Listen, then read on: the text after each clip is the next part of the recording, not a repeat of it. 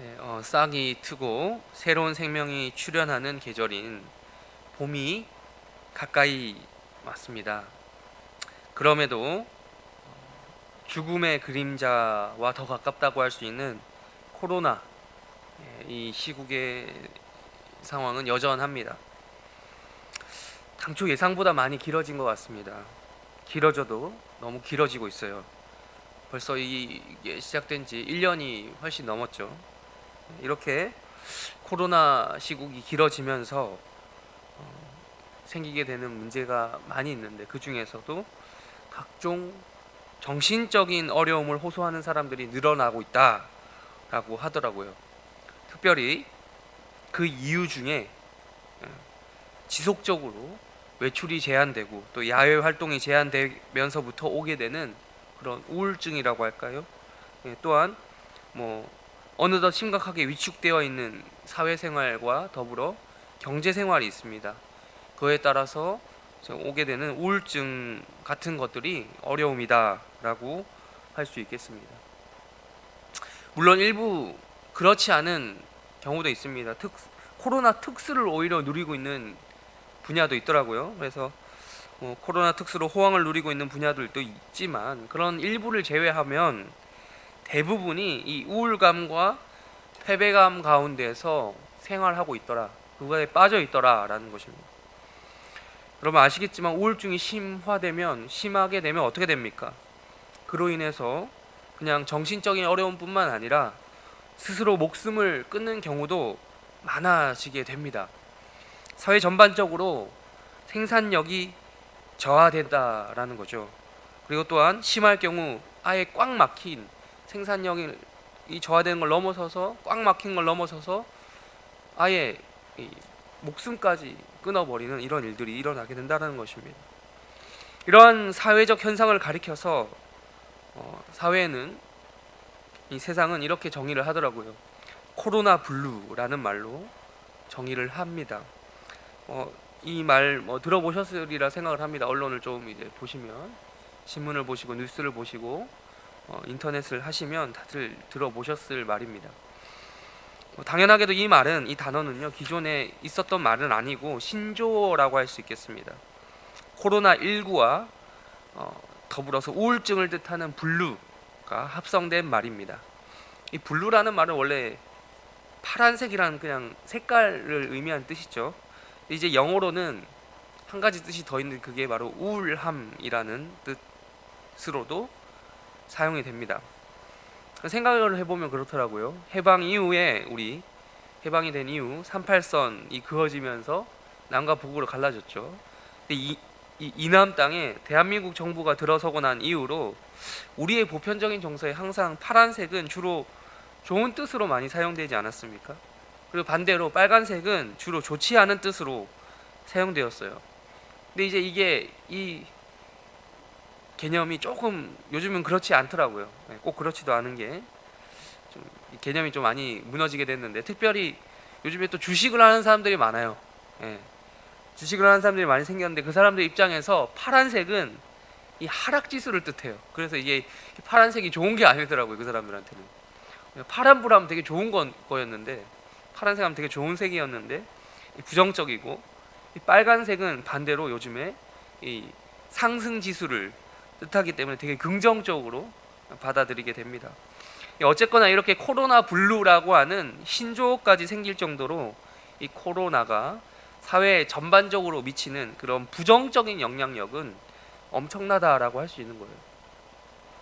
봄은 이미 왔는데, 이미 우리 3월 이제 벌써 3월 이제 중순으로 달려가고 있는데, 봄은 이미 온 것 같은데 생명을 기대하고 우리가 이제 봄이 왔다, 이제 생명을 기대하고 노래하다 하기보다는 여전히 이 코로나 때문에 죽음을 두려워해야 되는 이러한 시절을 우리는 보내고 있는 것입니다.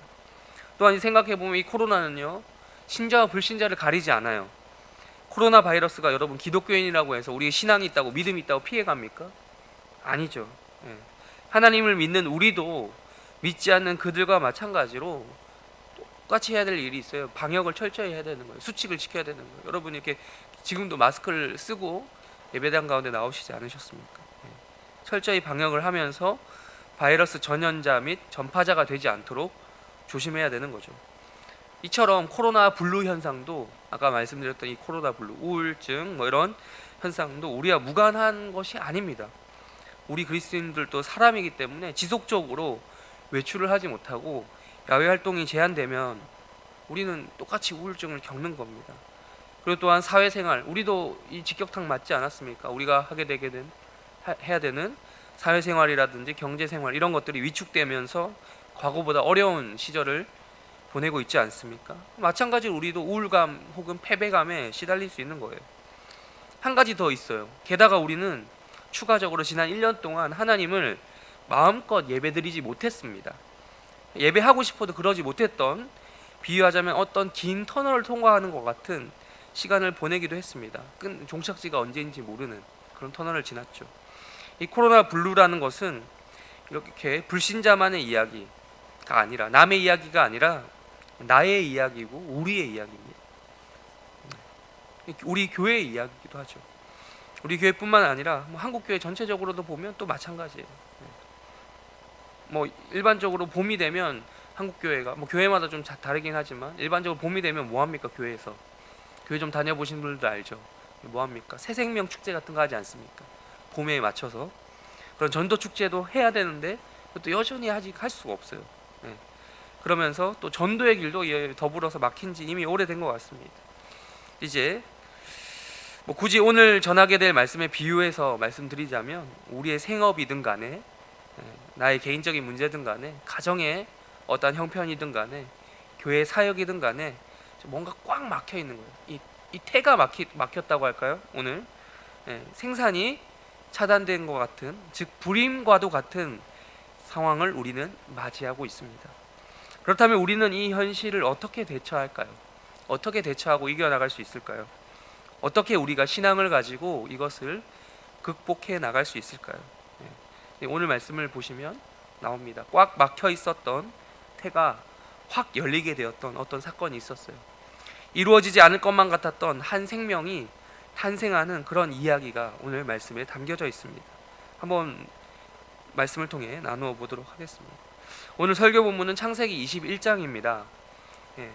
올해 2021년 우리 해림교회에서 실시하는 날주라는 그런 성경 묵상 프로그램이 있죠. 요게 이제 꾸준히 해오신 분들이라면 지난 1월 달에 벌써 묵상하셨을 그런 본문입니다. 오늘 25절에서 어떤 일이 있었습니까? 25절에 5절 죄송합니다. 5절입니다. 오늘 5절에서 어떤 일이 있었습니까? 우리 5절 다시 한번 읽어볼까요? 21장 5절 읽어보겠습니다. 시작.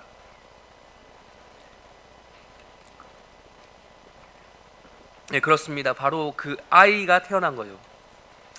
우리가 잘 아는 그 아이 이삭이 아브라함의 나이 100세 때에 태어난 것입니다. 우리가 매우 잘 알고 있듯이 이삭이 태어나기까지 과정은 정말 말 그대로 우여곡절이 많았습니다.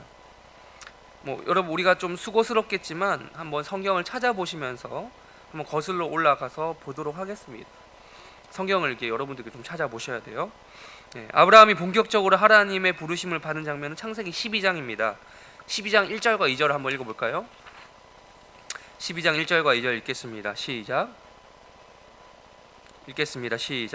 여호와께서 아브라함에게 이르시되 너는 너의 고향과 친척과 아버지의 집을 떠나 내가 내게 보여줄 땅으로 가라.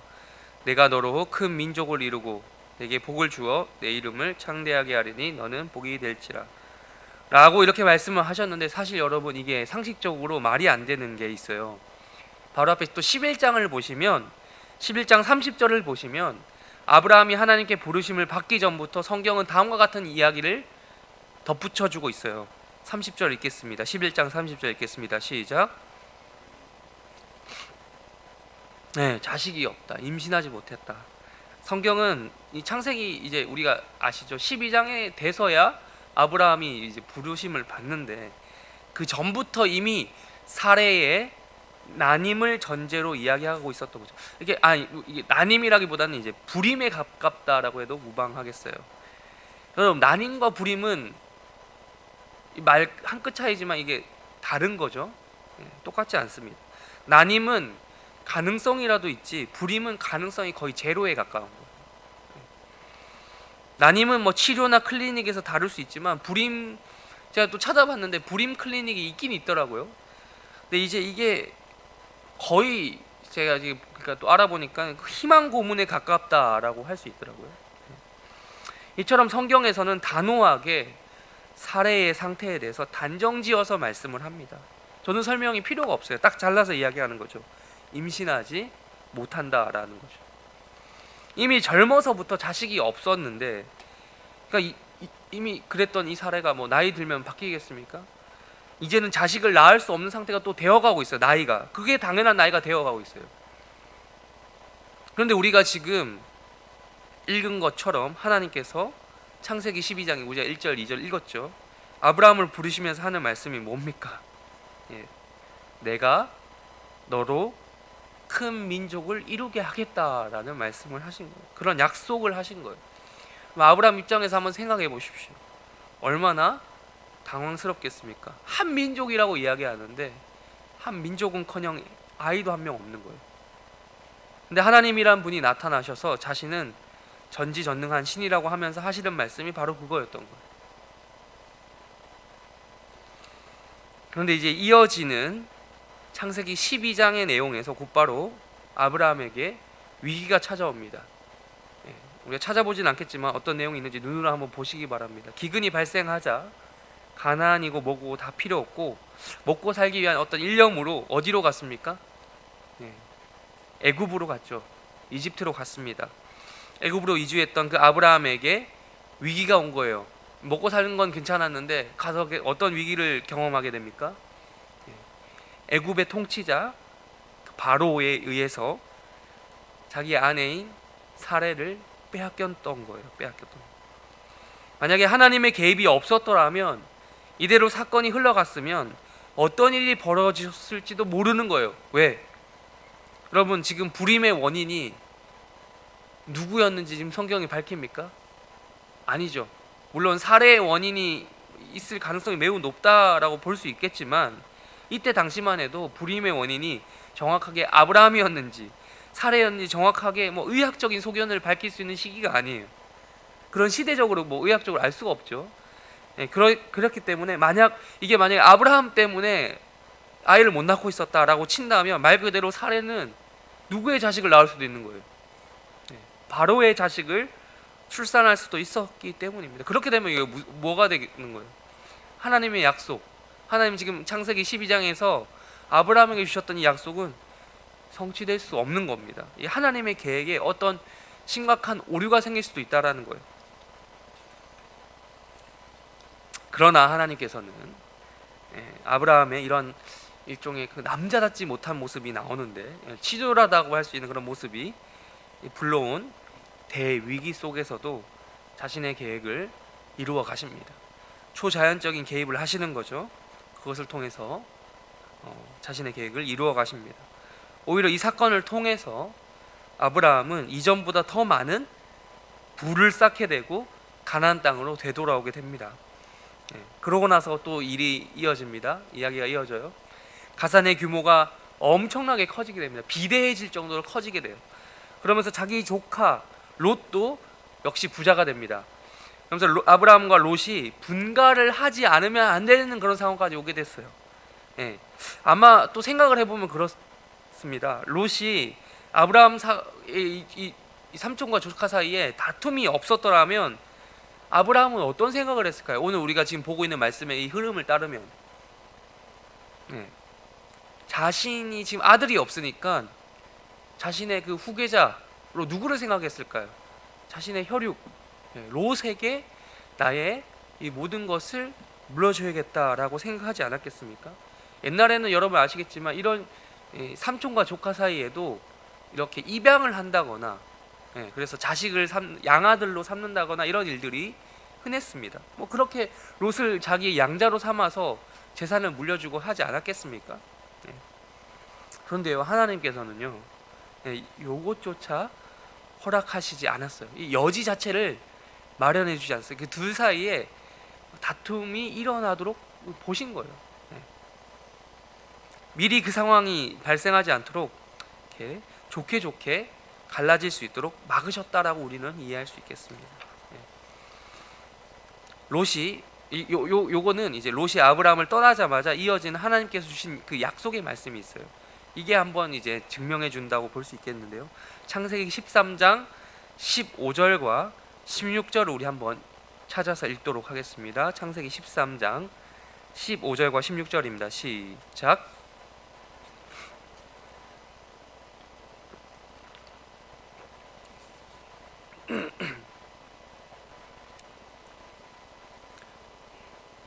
네, 롯이 지금 떠나자마자 하나님 주시는 말씀이 이거예요. 네, 자손 이야기를 또 한단 말이죠. 네, 다시 한번 말하지만 아들은커녕 딸 한 명도 낳지 못하고 있는 상황입니다. 그나마 있던 혈육 롯마저 떠나간 상황이죠. 이후에 하나님께서는 창세기 15장에서 또다시 나타나셔서 다음과 같은 말씀을 주셨습니다. 15장 2절과 3절을 우리 한번 읽도록 하겠습니다. 15장 2절과 3절 읽겠습니다. 시작.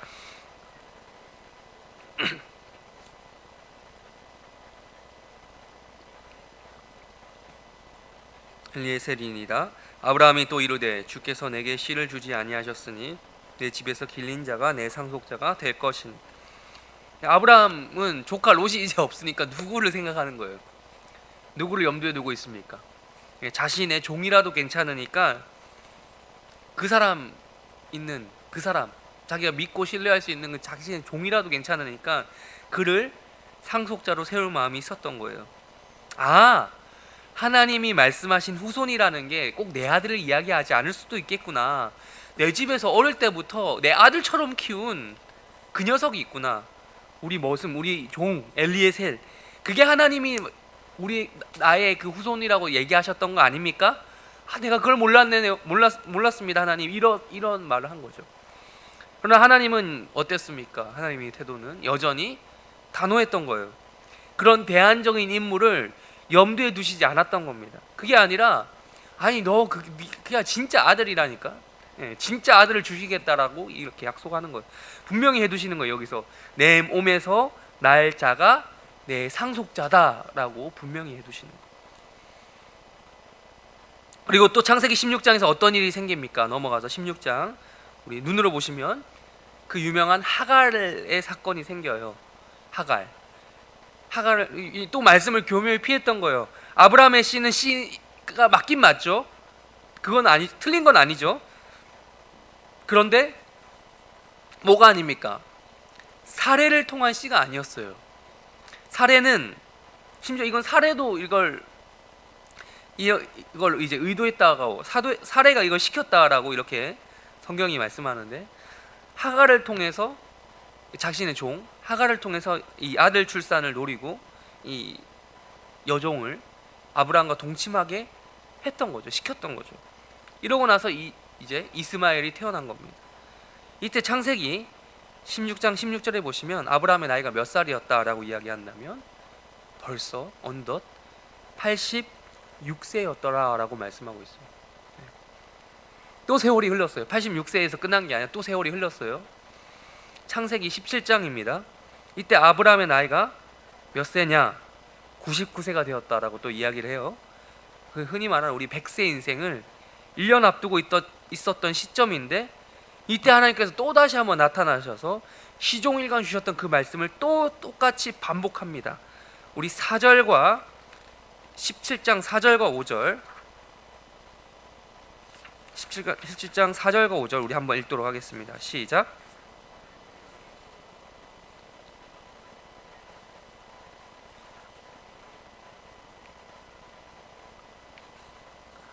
그러니까 내가 너를 여러 민족의 아버지가 되게 한. 여러분, 속된 말로 이런 말도 있어요. 이제 팔자도 따지지 않을 이런 나이가 됐어요. 99세의 나이란 말이에요. 네. 그 나이에 하나님이 나타나셔서 이름을 바꾸는 계명, 그 나이에 뭐 바꿀 게 있다고 계명시키는 거예요. 그리고 또 그냥 한 아이의 아버지만 되어도 정말 기삭감인데, 그것도 아니고 민족의 아버지가 되겠다라고 약속을 하시는 겁니다. 심지어 민족들이 나면서 왕들이 나온대요. 왕들이. 하나님께서 여러분 지금 똑같은 말만 반복하는 게 아니라 갈수록 과관이다라고 할 수 있는 말씀을 하시는 거예요. 장난이 너무 심한 거 아니냐라고 따져도 이상하지 않을 그런 상황입니다. 근데 하나님께서는요, 이번에 아주 작심을 하셨는지 오늘따라 말이 길어요.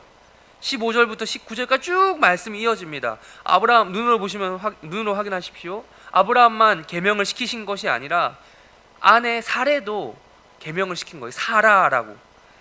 아들을 주시겠다는 하나님의 그 강력한 의지를 우리는 확인할 수 있어요. 그런데 여기서 아브라함의 반응이 중요합니다. 우리가 보고자 하는 거예요.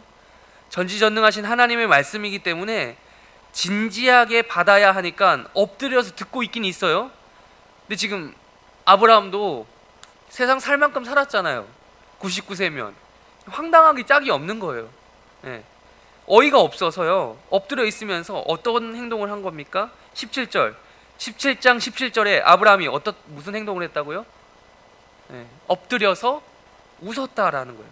마음속, 근데 중요한 건 마음속으로. 네. 엎드려 있으면서 키득키득 그 연세 드신 노인이 엎드려서 웃을 정도로 황당했던 것이죠. 생각을 해보십시오. 자기는 99세고 아내는 90세입니다. 그리고 도대체가 몇 번이나 아들을 주시겠다고 지금 우리가 쭉 살펴봤죠. 창세기 12장부터 말씀을 하신 거지, 주실 거면 좀 빨리 주시지 100세가 될 때까지 지금 장난하신 건가 싶었을 거예요. 그래서 아브라함은 이미 태어나 있는 이스마엘이나 좀 잘 되기를 바란다고 말씀을 드렸어요. 그러나 하나님께서는 이번에도 역시 단호하셨어요. 사라가 아들을 낳을 것이다. 그리고 그 이름까지 주셨습니다. 그 이름이 무엇이냐? 19절에 나오죠.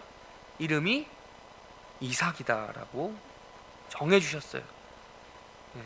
아브라함 인생 전체를 통틀어서 아들에 대한, 그게 느릿해 보이는 그런 아들에 대한 계시가 느릿해 보이는 면은 있었지만, 그럼에도 불구하고 우리가 쭉 살펴봤죠. 12장부터 점점점 구체적이 되어가고 있어요. 분명해진다는 거죠. 이삭이라는 이름의 뜻은 웃음이라고 할 수 있는 그 히브리어 이츠하크라는 단어에서 나왔어요. 그가 웃었다라는 겁니다. 그냥 웃음이 아니라 그 누굽니까? 그가 아브라함이 웃었다라는 거예요. 근데 여러분, 이 아브라함이 웃은 웃음은 어떤 웃음입니까? 기쁨과 즐거움, 행복해하는 그런 웃음입니까? 그게 아니죠. 우리가 알고 있는 일반적인 그런 웃음이 아니에요. 어떤 웃음? 너무 황당해서 너무 어이가 없어서 짓는 그런 실소에 가까운 웃음이었습니다. 그런데 하나님께서 지금 딱 그걸 보시고, 너가 웃냐? 내 말이 장난인 줄 아네? 내가 얼마나 지금 철저한 계획을 가지고 지금 이 계획을 실행 중인데, 그래, 네 아들 이름을 네가 웃었으니까 그렇게 짓겠다. 이삭이다. 지금 이 계획의 이름을, 그래, 이 프로젝트의 이름을 네가 웃었으니까 이삭 프로젝트라고 하면 되겠다. 네가 어이가 없어서 웃었겠지만 내가 진짜로 너를 웃게 해주겠다.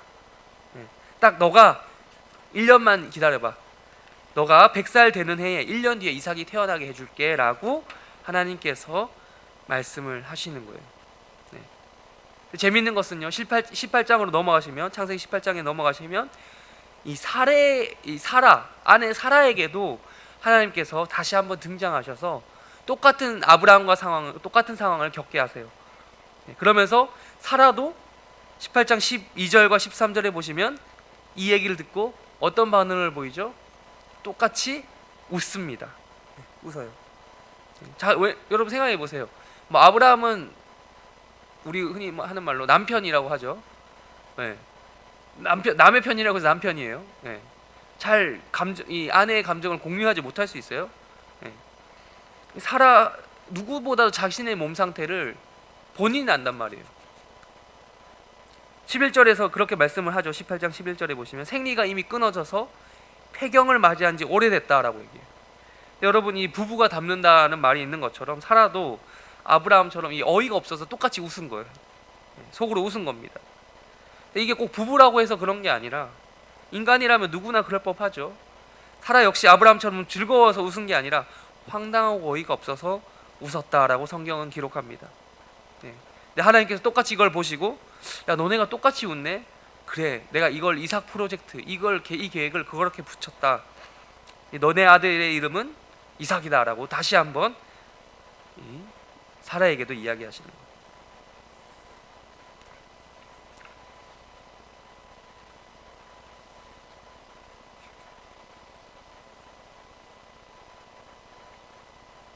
그러고 나서 이제 오래되고 징하다고 할까요? 이런 과정을 거치고 나서야 오늘의 본문 21장 5절에 도달하게 됩니다. 네. 아브라함이 그의 아들 이삭이 태어났다라고 성경은 간단히 이제 마무리합니다. 여러분, 반드시 아브라함이 100세 때가 되어서 아들이 태어나야 했던 그런 하나님 나름대로의 그 시기가 있었던 거예요. 그 계획이 있었고 생각이 있으셨던 겁니다. 이것이 바로 이삭 프로젝트다라고 할 수 있겠는데, 아브라함과 사라는 웃었죠. 웃긴 웃었습니다. 이삭, 어이가 없어서 황당해서 웃었어요. 그리고 또 아브라함과 사라는 웃었습니다. 태어나고 나서 즐거워서 기뻐서 웃었습니다. 여기서 확인할 수 있는 건 그거예요. 하나님의 때는 87세도 아니고 86세도 아니고 99세도 아니고 100세다라는 거. 사람들 다들 안 된다고 그럴 때를 하나님께서 기다리신 것 같다는 거. 이 프로젝트가 계획된 단계에서는 다들 어이가 없어서 웃었겠지만 지금 이제 실행된 단계, 지금에선 다들 기뻐서 즐거워서 웃는 겁니다. 여러분, 이 이야기는 실화라는 거예요. 이 이야기를 듣는 모든 사람들이 웃을 거라는 거죠. 재미있어서 웃고 어이가 없어서 웃고 너무 기쁘고 놀라워서 웃고. 어이가 없어서 상한 마음을 가지고 웃었더니 진짜 하나님께서 우리를 그 상한 마음을 고치시고 치료하시고 웃게 만드신, 웃음으로 우리를 치료하시는 거예요. 하나님께서 우리의 절망적인 그런 생산과 태가 닫힌 이 상황을 처음에는 우리가 어이가 없어서 웃었던 그 웃음으로 시작되더니 이제는 정말 기쁘고 즐거워서 웃는 그 웃음으로 마무리되는 거예요. 이게 하나님의 웃음 치료 방식인 것입니다. 이제 마음껏 웃을 수 있는 겁니다. 이삭이라는 거, 이삭. 웃음이라는 거. 웃음으로 우리의 상한 마음이 다 치료가 되는 것입니다. 말씀을 정리하겠습니다. 인터넷에 떠도는 말 중에 이런 말이 있더라고요. 힘들 때 우는 사람은 삼류다. 힘들 때 참는 사람은 이류다. 힘들 때 웃는 사람은 인류다. 그래서 난 웃는다. 오늘도 나는 웃는다. 이런 말이 있습니다. 여러분, 아까 서두에서 말씀드렸던 것처럼 우리는 힘든 시기를 보내고 있어요. 힘듭니다.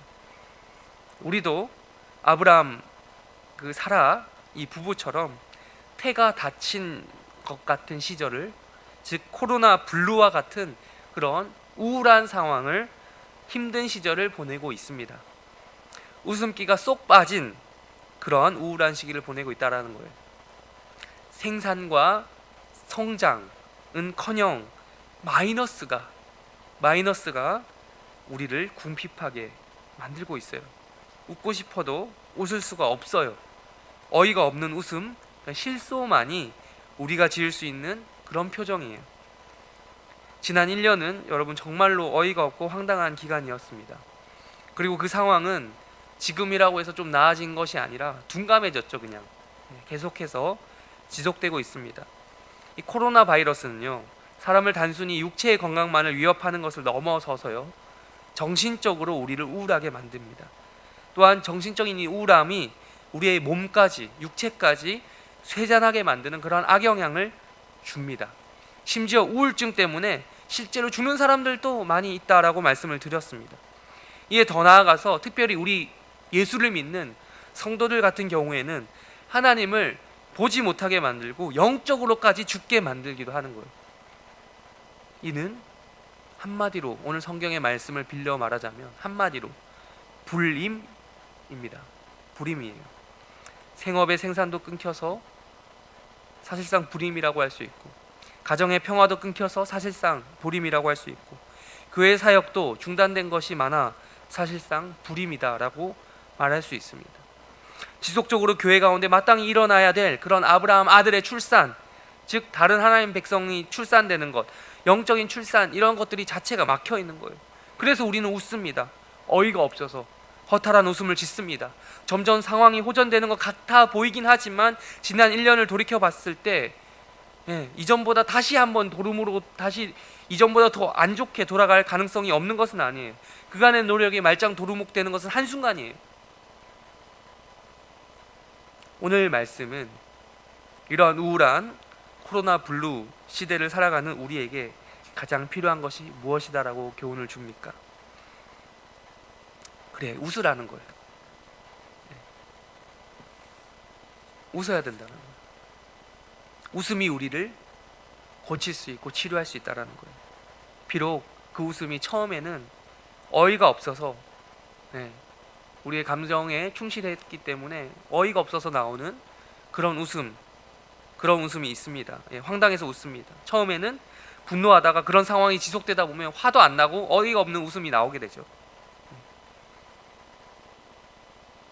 근데 어쩌면 그 지경까지 가야 된다는 거예요.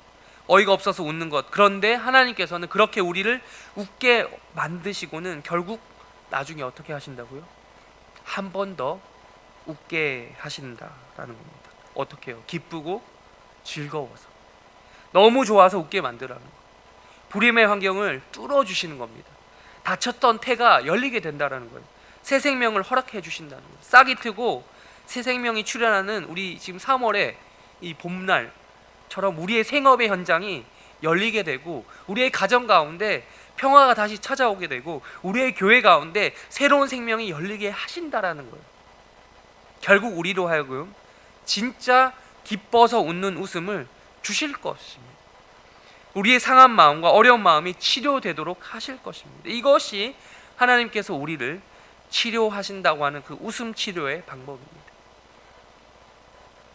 여러분, 우리가 그런 웃음과 더불어서 해야 될 것이 무엇입니까? 하나님께서 지속적으로 아브라함에게 나타나셨죠. 코로나 블루든 뭐든 간에, 우울하든 뭐든 간에 우리가 이 시간 해야 될 것은, 바라보아야 될 대상은 전지전능하신 하나님이신 거예요. 언제든지 우리의 상황을 역전시키실 수 있는 그런 능력이 있으신 하나님을 바라보시라는 거예요. 한순간에 그 불임 상태에서 그 가임 상태로 바꾸실 수 있는 하나님을 보시라는 거예요. 슬픔과 절망에서 기쁨과 희망으로 바꾸실 수 있는 그 하나님을 보시라는 거예요. 하나님의 때와 시기가 있다고 우리가 보지 않았습니까? 아브라함도 100살까지 기다렸다고 하지 않았습니까? 하나님께서 우리를 그 100살까지 기다리게 하시지는 않을 것 같아요. 지금 코로나 시작된 지 고작 몇 년입니까? 1년 되었어요. 1년 사이에 코로나 블루니 뭐니 하는 말들이 많이 쏟아져 나왔어요. 그러니 하나님을 우리가 바라보면서 소망을 가질 수 있지 않겠습니까? 하나님을 기대하면서 웃을 수 있지 않겠습니까? 기쁨으로 웃을 수 있지 않겠습니까? 우리의 구원을 위해 죽으신 그 예수님, 우리를 위해 일하시는 하나님 생각하면 우리는 잠시라도 우울할 틈이 없습니다. 패배감과 좌절감에 빠져 있을 이유가 하나도 없어요. 사나 죽으나 우리 성도의 유일한 소망은 하나님이 되십니다. 그 하나님, 우리 한 분 그분 바라보면서 힘들다고 느껴질 때마다 한번 씩 하고 이렇게 웃어드렸으면 합니다. 하나님, 저도 이삭을 배웠습니다. 이삭을 봅니다. 저도 이삭 하겠습니다. 웃겠습니다. 사랑합니다, 하나님. 이렇게 신앙의 고백을 하는 해림교회 성도들이 되시기를 바랍니다.